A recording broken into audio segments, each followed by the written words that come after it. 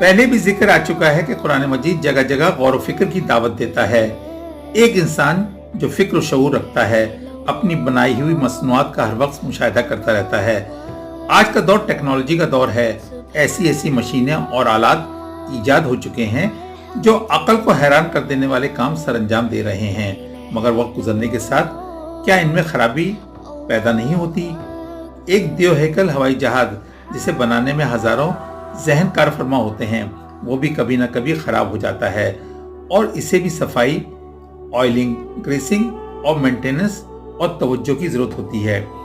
फौलादी पुर्जे चलते चलते घिस जाते हैं, मगर सब तारीफ और बुजुर्गी और पाकी उस रब्बुल आलमीन के लिए है जिसने ये कायनात बनाई, और क्या ही मुकम्मल और परफेक्ट बनाई कि जिस शान से इसका निज़ाम चल रहा है वो भी लम्हों के लिए नहीं रुकता और ना ही सेकंडों का फर्क आता